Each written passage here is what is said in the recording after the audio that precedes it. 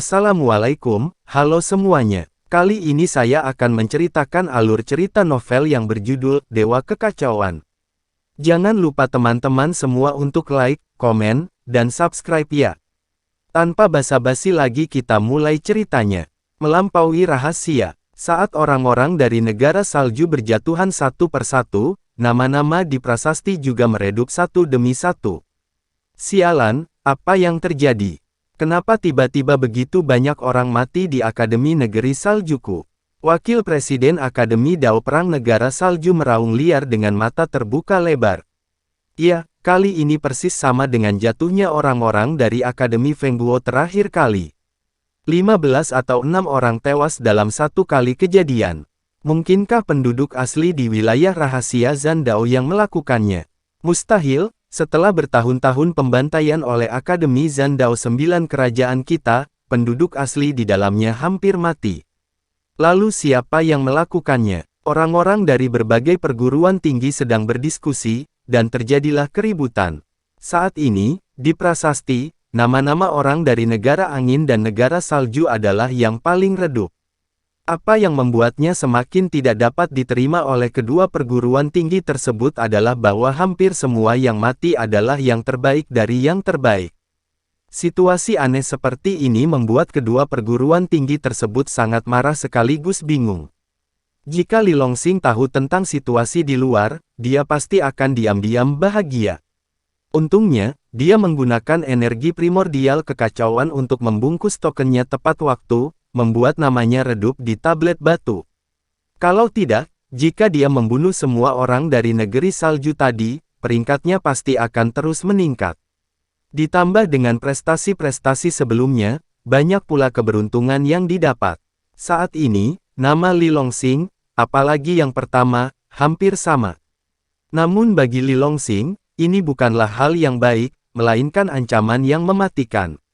Jika semua orang tahu bahwa kematian anggota dari dua perguruan tinggi besar semuanya terkait dengannya, kedua perguruan tinggi besar itu pasti tidak akan membiarkannya. Mereka pasti akan melancarkan balas dendam gila-gilaan, dan mengirim sejumlah besar orang kuat terlebih dahulu untuk menjaga pintu keluar dari dunia rahasia. Selama Li Longsing keluar dari wilayah rahasia, itu berarti waktu kematiannya telah tiba. Tidak peduli seberapa kuat Li Longsing, dia bukanlah tandingan kombinasi negara adidaya dari dua perguruan tinggi. Wilayah rahasia. Li Longsing meninggalkan sejumlah besar harta karun untuk para siswi yang selamat dari malapetaka, lalu naik punggung Sun Peng dan pergi. Harta karun itu semua diperolehnya dengan memenggal kepala orang-orang di negeri salju. Sisakan sebagian kecil saja, cukup untuk para siswi itu berlatih. Li Longsing meminta mereka untuk menemukan tempat bersembunyi dengan baik dan mengabdikan diri untuk berkultivasi. Ketika batas waktu setengah tahun habis, segera tinggalkan tempat ini. Semua siswi berterima kasih, berlutut dan bersujud lagi, dan menyaksikan Li Longsing pergi. Setelah mengumpulkan semua harta orang-orang di negara salju, Li Longsing diam-diam menghela nafas lagi, membunuh orang untuk merebut harta benar-benar jalan pintas untuk menjadi kaya dengan cepat. Panen kali ini hampir sama saat membunuh sekelompok orang dari Fengguo terakhir kali. Ada ratusan buah dao dan lebih dari selusin botol besar cairan dao. Selain itu, ada dua kelompok kecil harta rohani. Li Longsing memberikan semua itu kepada Tan Shaomo. Itu akan berguna ketika Tan Shaomo maju ke surga ke-9 dari alam transenden. Harta surga dan bumi tingkat rendah yang tersisa diberikan kepada Sun Peng. Sun Peng bagaikan jurang maut, tidak peduli berapa banyak harta yang bisa dibuat. Namun, panen Li Longsing selama ini benar-benar terlalu besar, ada begitu banyak harta sehingga Sun Peng tidak bisa menelan semuanya sekaligus, dan dia meninggalkan banyak sebagai jatah untuk masa depan. Tidak lama setelah Li Longsing dan yang lainnya pergi, sekelompok tamu tak diundang masuk ke call. Long Xingyao dan yang lainnya lah yang menindaklanjuti. Melihat anggota tubuh berserakan tak terhitung jumlahnya di tanah, Long Xingyao dan yang lainnya tersentak, tangan dan kaki mereka terasa dingin dan kulit kepala mereka seakan meledak. Kalau begitu Li Longsing benar-benar orang gila, membunuh Sue Guo begitu cepat multi pemain. Petik 2. Iya, pria itu terlalu kejam. Untungnya, kita tidak bertindak gegabah, jika tidak, kitalah yang akan mati di sini hari ini. Di tengah diskusi, banyak orang merasakan ketakutan yang mendalam di hati mereka. Beberapa bahkan mulai mundur, tidak ingin mengambil risiko dengan Zhao Xi dan yang lainnya. Zhao Xi langsung berteriak, "Apa yang kau takutkan? Sekarang kita tidak perlu menghadapi Li Longxing secara langsung, kita hanya perlu mengikuti dari belakang secara diam-diam, mencari waktu yang tepat, dan menyerangnya lagi." Setelah selesai berbicara, dia dengan cepat mengedipkan mata pada Long Xingyao. Long Xingyao mengerti, dan buru-buru berkata dengan lantang, "Benar, sekarang musuh dalam kegelapan dan kita dalam kegelapan. Jangan takut padanya. Selain itu, kita tidak akan melakukannya dengan mudah, tetapi kita harus menemukan waktu yang tepat. Ketika Li Longxing berada dalam krisis hidup dan mati, kita bisa menebusnya dan memukuli anjing itu di dalam air." Zhao Xi menambahkan lagi, "Semuanya, jangan lupa berapa banyak orang yang telah dibunuh Li Longxing dan berapa banyak kekayaan yang dia peroleh selama ini. Selama kita bisa membunuhnya, bukankah semua hartanya akan menjadi milik kita? Izinkan saya bertanya, apakah kalian menginginkan keberuntungan dalam dirinya?" "Ya, tentu saja aku mau. Yang mulia dan Tuan Zhao benar. Sekarang musuh berada dalam kegelapan, kita sudah aman, kita tidak perlu takut padanya sama sekali. Ya, cobalah, kita semua akan menjadi master." Di bawah dorongan bersama Zhao Xi dan Long Xingyao, semangat orang-orang yang telah jatuh sekali lagi menjadi bersemangat lagi. Tidak ada yang bisa berhasil begitu saja. Untuk membunuh Li Longxing, meski risikonya sangat tinggi, hadiahnya juga besar. Dia tidak hanya bisa mendapatkan kekayaan Li Longxing, tapi dia juga bisa berteman dengan Long Xingyao, yang akan sangat menguntungkannya di masa depan. Melihat kebangkitan semangat, Zhao Xi tersenyum penuh kemenangan, "Haha, bagus, semuanya teruslah mengejar." Sekelompok lebih dari 30 orang berangkat dengan perkasa dan terus mengikuti. Dengan adanya makam raja, mereka tidak takut tersesat. Karena Wang Ling sudah mengetahui rute spesifik Li Longxing. Tengah malam, Li Longxing dan rombongan berhasil sampai di tempat tujuan. Melihat jurang maut di depan, Li Longxing tercengang. Jurang ini persis dengan titik akhir yang ditandai pada peta slip giok. Tanpa diduga, peta slip giok membawa mereka ke sini. Apa misteri di bawah jurang ini? Li Longxing berpikir sejenak, dan berkata kepada Sun Peng, "Cucu, turun dan lihatlah." Tanpa mengucapkan sepatah kata pun, Sun Peng mengepakkan sayapnya dengan keras, dan menukik ke bawah menuju jurang. Sepanjang jalan, kabut hitam memenuhi udara, dan racun meraung. Dengan lambaian tangan kanan Li Longxing, vitalitas kacau yang agung muncul dan berubah menjadi topeng besar untuk melindungi lingkungan Sun Peng. Tidak peduli betapa sulitnya racun menembus. Dengan setengah batang dupa, Sun Peng menjatuhkan dan akhirnya turun ke bumi. Li Longxing melihat sekeliling dan sedikit mengernyit. Dia melihat rasa dingin di bawah jurang. Tanahnya berlubang dan tertutup embun beku. Pegunungan yang jauh gelap, seperti binatang buas besar yang bercokol di tanah. Dingin sekali. Setelah turun dari punggung Sun Peng, Tan Xiaomo menggigil. Dia yang terlemah di sini, dan sulit baginya untuk menahan hawa dingin yang parah di sini. Dengan lambaian tangan Li Longxing, sinar vitalitas yang kacau dipancarkan, yang menyatu menjadi perisai di sekitar tubuh Tan Xiaomo.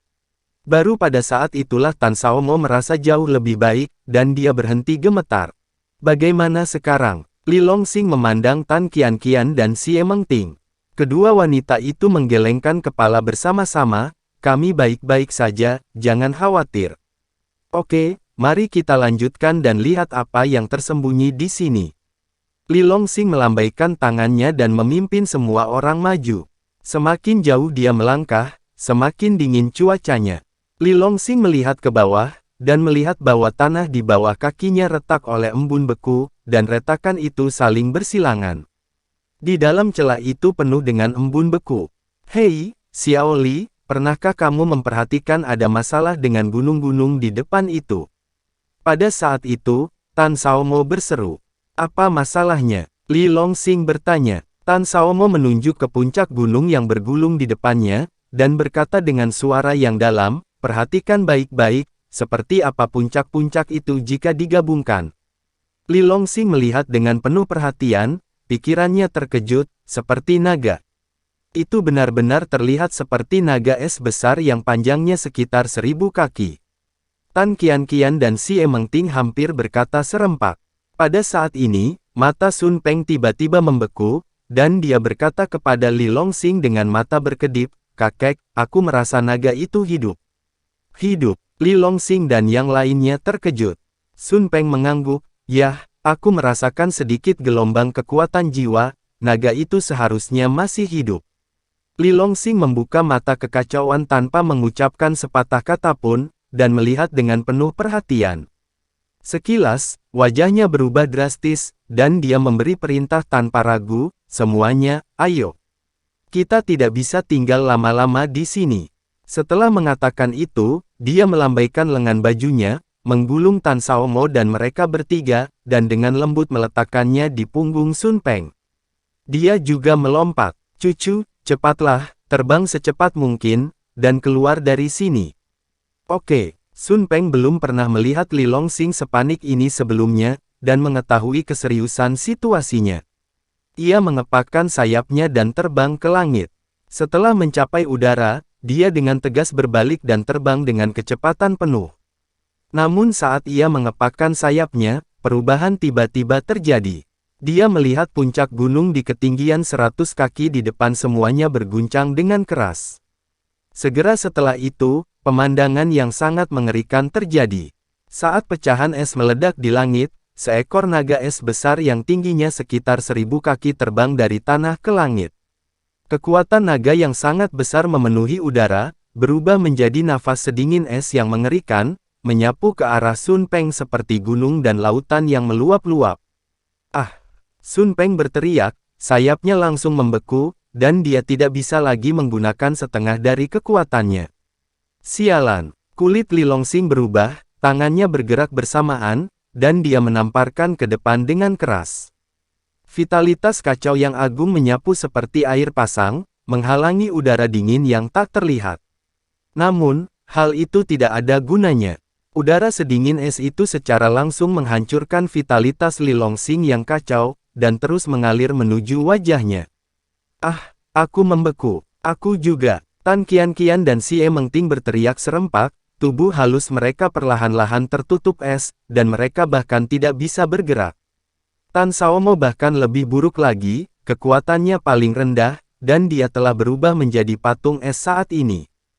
Hanya Li Longxing, dengan latar belakangnya yang dalam, yang masih bisa bergerak. "Pecahkan untukku." Li Longxing mengeluarkan kuali api ilahi 9 naga, dan menunjukkannya. 9 naga api tebal meluncur keluar, bergegas menuju kerumunan beku di depan. Li Longxing berharap dapat menggunakan suhu tinggi naga api untuk mencairkan es dan menyelamatkan Qianqian dan yang lainnya. Namun, saat naga api itu terbang, Li Longxing langsung tercengang. Begitu 9 naga api itu terbang ke udara, mereka dibekukan oleh hawa dingin yang mengerikan, dan tidak bisa bergerak. 9 jiwa naga berada di dalam keping es, bergegas maju, meronta dan mengaum. Segera, Li Longxing juga tertutup es. Tangan kanannya masih mempertahankan postur menunjuk ke kuali api ilahi 9 naga. "Sialan, tempat apa ini? Bagaimana bisa ada naga es yang begitu menakutkan?" Li Longxing memandangi naga es sepanjang 1000 kaki di udara melalui embun beku, matanya penuh dengan keterkejutan dan kengerian. Kekuatan naga es ini setidaknya ada di ranah Istana Dao. Kalau tidak, mustahil membekukannya dengan mudah. Mengikuti tatapan Li Longxing, naga es yang bercokol di udara juga membuka sepasang mata besar yang sangat dingin pada saat ini. Dengan tenang mengamati kerumunan di bawah. Setelah beberapa saat, naga es itu bergerak, dan ekor raksasanya berguling ke bawah. Kepingan es yang ditumpangi Tan Qianqian segera melayang ke udara dan menjauh. Tidak, mata Li Longxing hampir pecah, dan dia meraung putus asa untuk merangsang vitalitas kacau dan hai, mencoba menerobos keping es untuk menyelamatkan. Namun, saat energi dan hai meluap ke tubuhnya, energi itu ditekan oleh udara sedingin es yang tak terlihat, dan sulit untuk mengeluarkannya lagi. Namun, naga es itu sepertinya tidak berniat menyakiti mereka. Hanya membekukan mereka, tapi tidak membiarkan udara dingin menyerbu tubuh mereka. Kalau tidak, Tidak ada satupun dari mereka di sini yang bisa menolak. Memikirkan hal ini, Li Longxing merasa sedikit lega. Tapi kenapa naga es membawa pergi Qian-Qian? Kemana Qian-Qian akan dibawa? Li Longxing bingung. Tan Qian-Qian berada di dalam keping es dan terbang ke depan dengan cepat.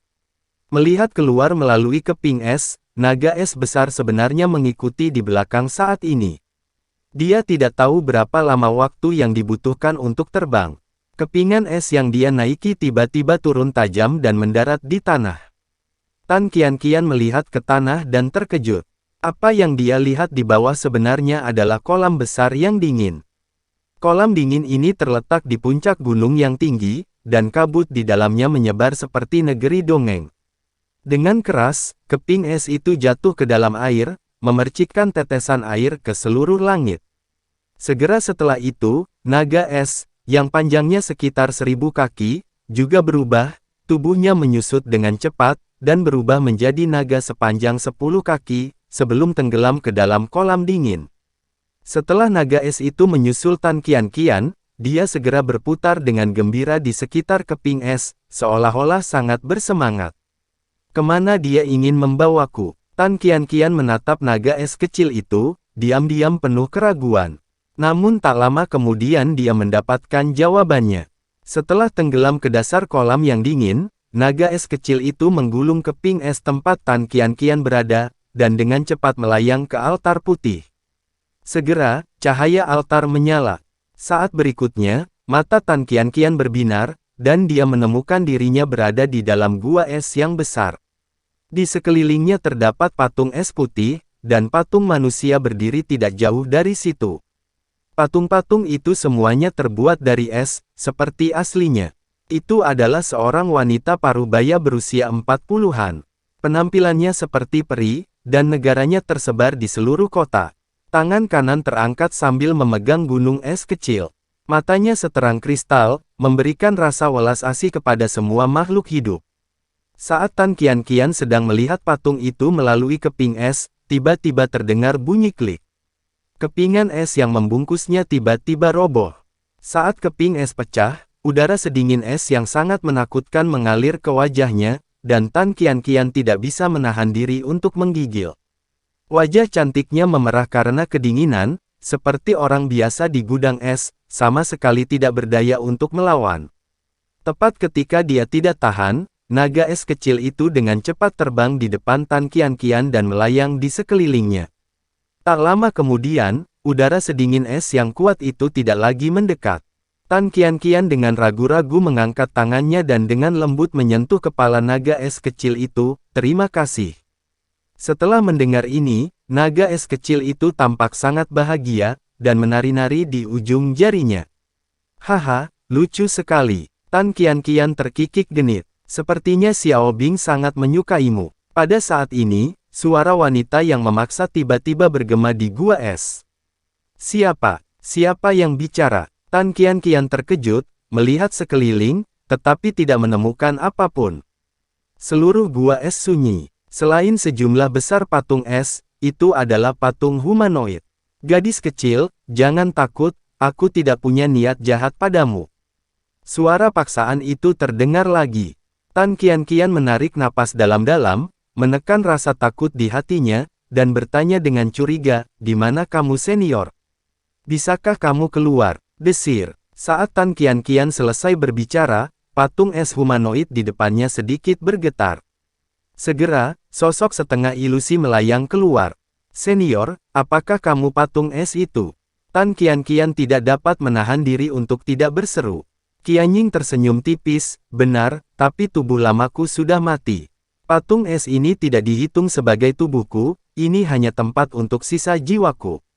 Mungkin melihat apa yang dipikirkannya, Qianying tersenyum dan berkata, "Jangan takut, aku tidak akan menyakitimu. Bolehkah aku bertanya siapa namamu, senior?" Qianying mendesah pelan, seolah hilang ingatan. Setelah beberapa saat, dia menjawab, "Nama lamaku adalah Qiyu." Tan Qian-Qian terkejut, Kamu adalah Qiyu, salah satu dari 3 jenderal di bawah komando Hong di masa lalu." Qianying menatap Tan Qian-Qian dengan heran, "Apakah kamu mengenalku?" Tan Qian-Qian mengangguk, menceritakan legenda yang dia dengar dari Li Longsing secara mendetail. Setelah mendengar itu, Qiyu sudah lama tidak berbicara. Senior, Tan Qian berseru ragu-ragu. Qiyu kembali sadar dan berkata kepadanya, apakah kamu bertanya-tanya mengapa saya meminta Xiao Bing untuk membawamu ke sini?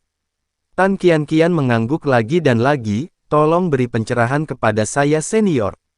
Qiyu menjelaskan, ini sangat sederhana, aku ingin menemukan penggantiku. Tan Qian tidak berbicara, tetapi menatapnya dengan tenang. Qiyu melanjutkan, Xiao Bing adalah orang yang memandu pemilihan penerusku. Hanya dengan persetujuannya dia bisa memenuhi syarat untuk mewarisi jubahku. Sekarang, apakah kamu mengerti? Tan Qian terkejut. Senior maksudmu, kamu ingin menerimaku sebagai murid?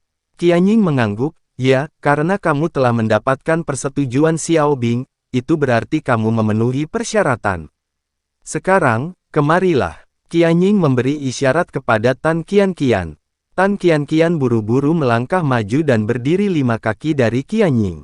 Qianying bergerak dan menyatu langsung dengan patung di belakangnya, diikuti dengan suara, mendekatlah, berdiri di bawah patungku. Baik, Tan Qian berjalan di bawah patung dan berdiri diam. Dia mengerti bahwa jika patung itu ingin menyakitinya, tidak perlu bersusah payah membawanya ke sini. Ketika dia berada di luar, Xiao Bing bisa langsung membunuhnya. Berlututlah dan bersujud 3 kali kepadaku, dan kamu dianggap sebagai murid. Tan Qian berlutut sambil berkata, dan bersujud 3 kali, saya menyapa Tuan. Bangun. Terima kasih, Tuan. Tan Qian berdiri. Ingatlah, akan sangat menyakitkan ketika kamu menerima warisanku nanti, tetapi kamu harus bertahan, dan kamu tidak boleh pingsan di tengah jalan, jika tidak, semua usaha sebelumnya akan sia-sia, dan sisa jiwa guru juga akan terbang keluar sekejap. Pemusnahan abu, tidak bisa lagi membantumu. Qiyu dengan sungguh-sungguh mengingatkan. Yah, aku ingat. Tan Qian mengangguk. Oke, ayo kita terima. Suara itu jatuh, dan tangan kanan patung itu dengan cepat terbalik, dan gunung es yang menopangnya segera menghantam kepala Tan Qian dengan keras. Tubuh halus Tan Qian bergetar, dan dia hampir pingsan. Tapi dia ingat apa yang dikatakan Qiyu sebelumnya, dia mengertakkan gigi dan bertahan, tidak mengerang. Segera, gelombang energi aneh mengalir ke tubuhnya seperti air pasang. Pada saat yang sama, ada banyak informasi asing yang mengalir ke lautan kesadarannya. Tubuh halus Tan Qian bergetar hebat, wajahnya memerah, seolah kenyang, perutnya mulai membuncit. Duduklah bersila, ikuti Sky Cold Jue yang diajarkan gurumu, bergegas, dan perlahan arahkan energinya ke Danhai. Suara Qiyu bergema langsung di benaknya. Tan Qian buru-buru duduk seperti yang diperintahkan, dan menutup matanya untuk berlatih. Rute, Sky Cold Jue, dengan cepat muncul di benaknya. Ini adalah warisan langsung Qiyu kepadanya, jadi dia tidak perlu mempelajari dan memahaminya. Gemuruh. Dengan pengoperasian, Sky Cold Jue, kehampaan di atas kepala Tan Qian bergetar hebat, dan 9 pusaran besar yang tak terlihat muncul. 9 pusaran tak kasat mata itu hampir memenuhi seluruh gua es. Kamu adalah 9 Vena Suci Yin. Merasakan 9 pusaran, bahkan Qiyu, yang selama ini tenang, tidak bisa menahan diri untuk berseru. Tan Qian mengangguk sedikit sambil memurnikan energi. Haha. Bagus, tidak heran Xiao Bing memilihmu. Qiyu tertawa bahagia. Sebagai seorang master, mereka semua berharap murid-muridnya bisa lebih baik dari gurunya, sehingga mereka bisa meneruskan keterampilan uniknya di masa depan. Qiyu hanya memiliki sisa jiwa yang tersisa, dan itu tidak akan bertahan lama di dunia, jadi harapan ini bahkan lebih mendesak. Dia sangat gembira saat mengetahui bahwa Tan Qian memiliki fisik 9 Yin Meridian Suci yang menantang surga. Penantianku selama bertahun-tahun akhirnya tidak sia-sia.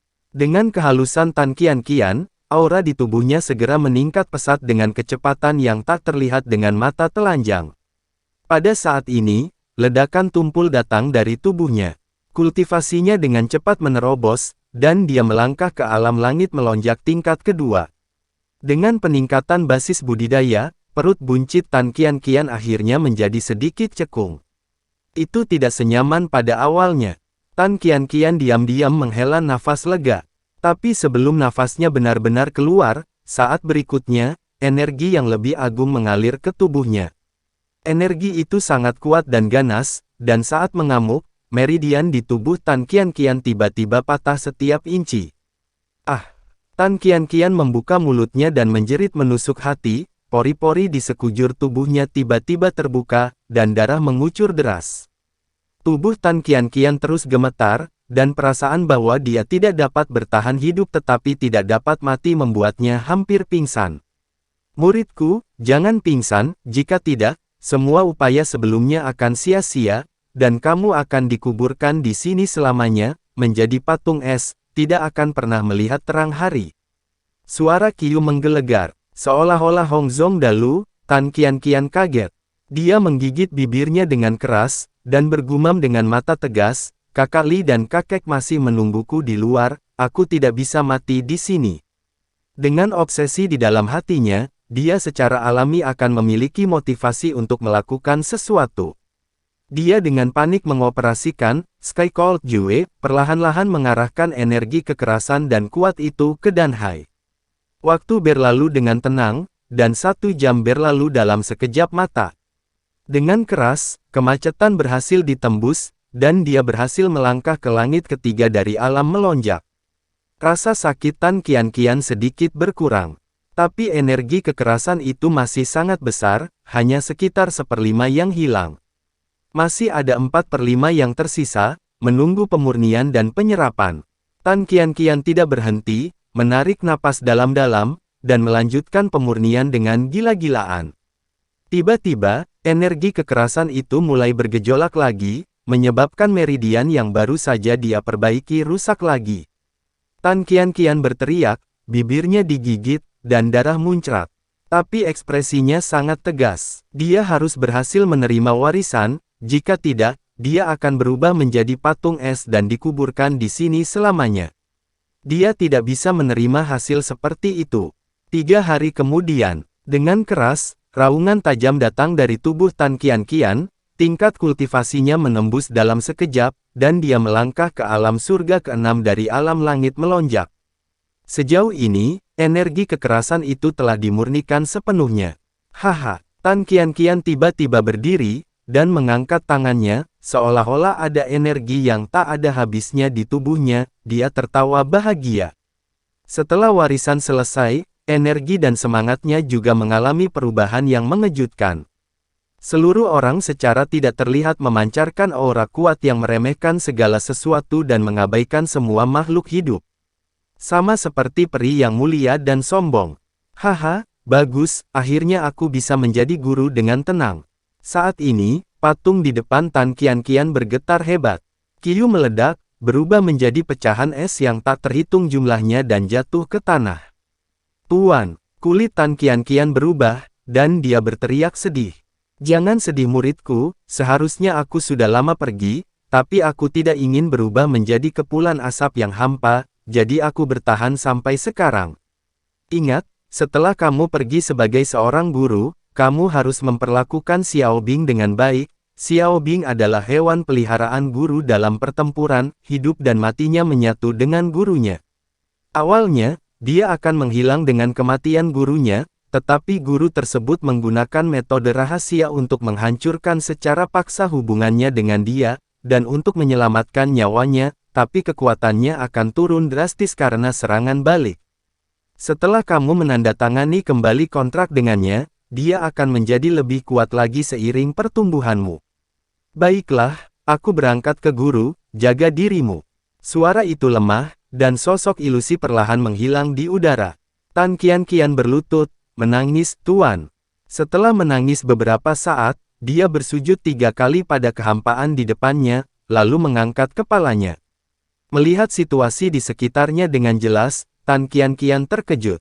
Tan Qianqian membuka matanya lebar-lebar dan melihat sekeliling dengan ngeri. Saat ini, semua pahatan es di gua es meleleh menjadi air. Mayat yang keras segera muncul. Ada pria dan wanita, tua dan muda. Tan Qianqian menghitung secara kasar, tetapi jumlahnya tidak kurang dari 100 orang. Tan Qianqian merenung sejenak, lalu segera menyadarinya. Mayat-mayat ini seharusnya adalah mereka yang datang ke sini untuk menerima warisan di masa lalu. Namun, pada akhirnya mereka gagal, dan dibekukan di sini. Seiring waktu, mereka menjadi mayat satu demi satu. Inilah kekejaman dunia budidaya. Penggarap selalu melawan langit, jika tidak hati-hati akan mati.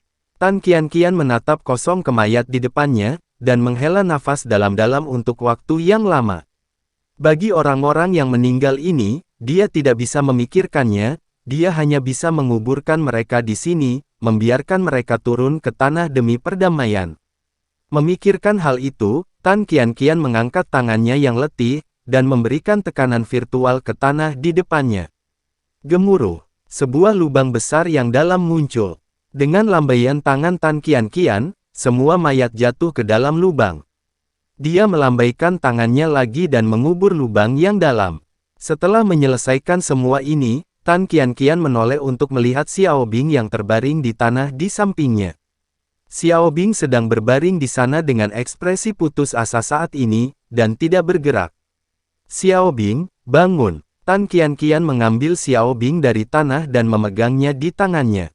Mungkin mendengar teriakan Tan Qianqian, naga es kecil perlahan membuka matanya. Xiao Bing, kamu akhirnya bangun.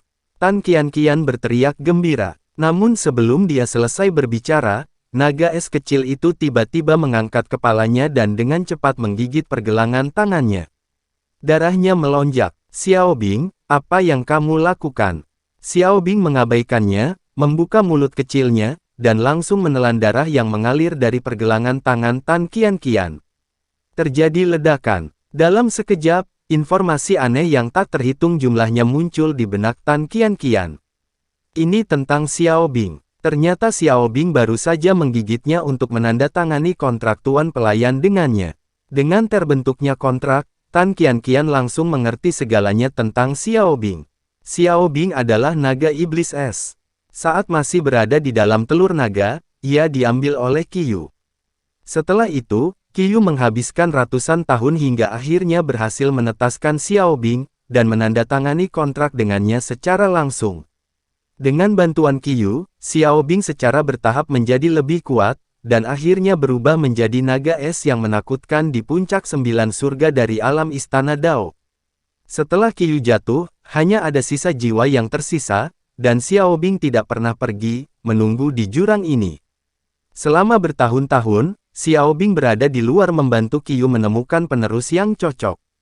Sangat disayangkan meskipun ratusan orang yang ditemukan sebelumnya, meskipun fisik mereka lulus ujian, mereka tidak dapat menahan energi warisan Qiyu yang menakutkan, dan akhirnya semuanya pingsan dan berakhir dengan kegagalan.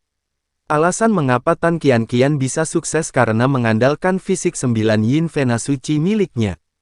9 meridian utama yang jauh melampaui manusia biasa, ditambah dengan pikiran yang kuat, akhirnya berhasil. Setelah warisan selesai, sisa jiwa Qiyu akan segera menghilang.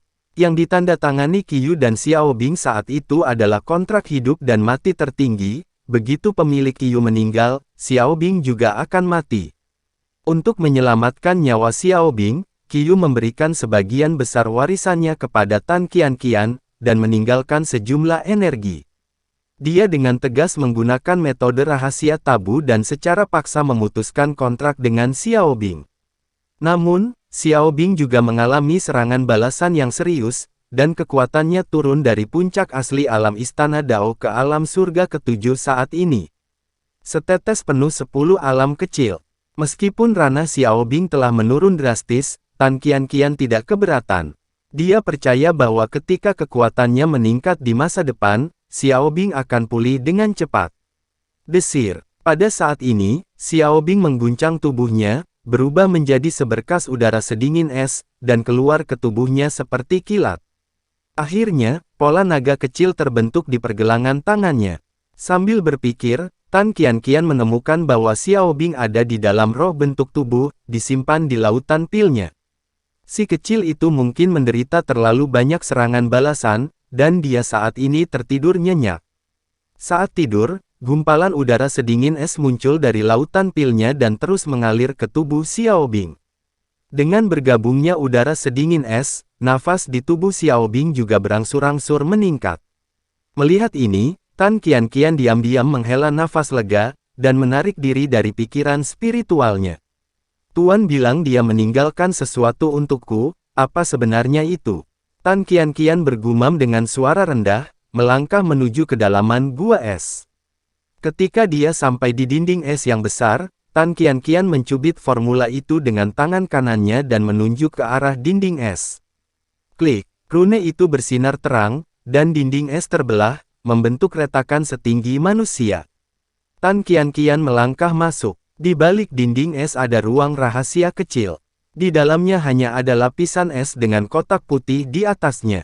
Kotaknya sepertinya terbuat dari es dan salju, jernih, dan bisa langsung melihat isi di dalamnya. Di dalamnya ada slip giok dan kulit binatang yang digulung. Melihat slip giok dan kulit binatang, jantung Tan Qianqian tiba-tiba berdebar tak terkendali.